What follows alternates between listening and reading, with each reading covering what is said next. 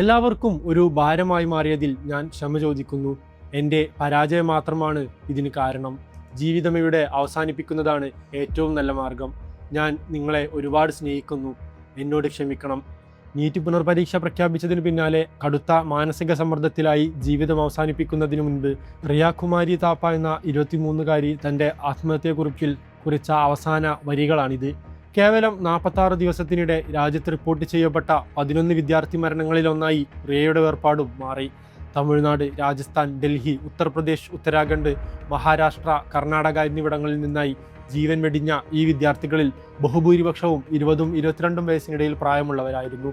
ഇതിൽ തന്നെ ലക്നൌവിൽ നിന്നുള്ള 17-കാരിയുടെയും ഖാസിബാദിൽ നിന്നുള്ള 22 വയസ്സുകാരൻ്റെയും മരണങ്ങൾ നമ്മുടെ കരളലിയിപ്പിക്കുന്നതാണ്.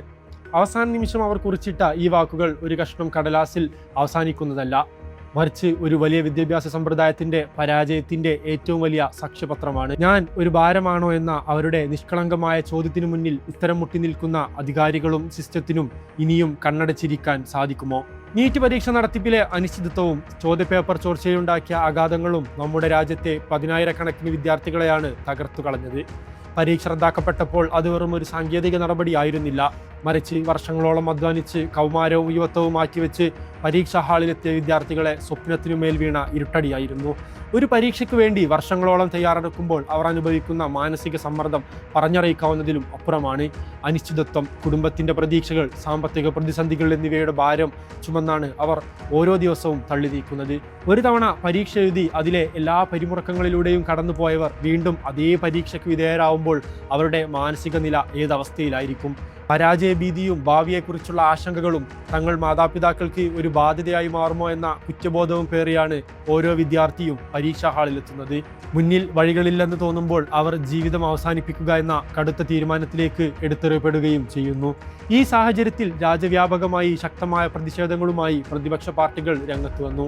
ലക്ഷക്കണക്കിന് വിദ്യാർത്ഥികളുടെ ഭാവി വെച്ചാണ് കേന്ദ്ര ഗവൺമെന്റ് ഒത്തുകളിക്കുന്നതെന്ന് പ്രതിപക്ഷ നേതാവ് രാഹുൽ ഗാന്ധി കടുത്ത ഭാഷയിൽ തന്നെ വിമർശിച്ചു.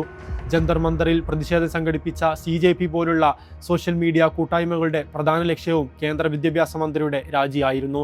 വിദ്യാർത്ഥി സമൂഹത്തോട് കാട്ടിയ ഈ വലിയ ചതിക്ക് വിദ്യാഭ്യാസ മന്ത്രി സ്ഥാനം ഒഴിഞ്ഞേ തീരൂ എന്നായിരുന്നു യുവതലമുറയുടെ ശബ്ദമായ CJPയുടെ ആവശ്യം. ഈ ഒരു പ്രശ്നത്തിന് അധികൃതർ കണ്ടെത്തിയ പ്രതിവിധി ടെലഗ്രാം പോലുള്ള ആപ്പുകൾ നിരോധിക്കുക എന്ന താൽക്കാലികമായ തന്ത്രം മാത്രമായിരുന്നു. ചോദ്യപേപ്പർ ചോർച്ച എന്ന വലിയ തിന്മയുടെ മൂലകാരണത്തെ കണ്ടെത്തി നടപടിയെടുക്കുന്നതിനു പകരം മുഖം രക്ഷിക്കാൻ വേണ്ടി ഇത്തരം നടപടികൾ എടുക്കുന്നത് ആരുടെ കണ്ണിൽ പൊടിയിടാനാണ്? സിസ്റ്റത്തിന്റെ തകരാറുകൾ പരിഹരിക്കാൻ ബാധ്യസ്ഥരായവർ ഉത്തരവാദിത്തങ്ങളിൽ നിന്ന് ഒളിച്ചോടുകയാണ്. ഓരോ മരണവും കേവലം കണക്കുകളല്ല.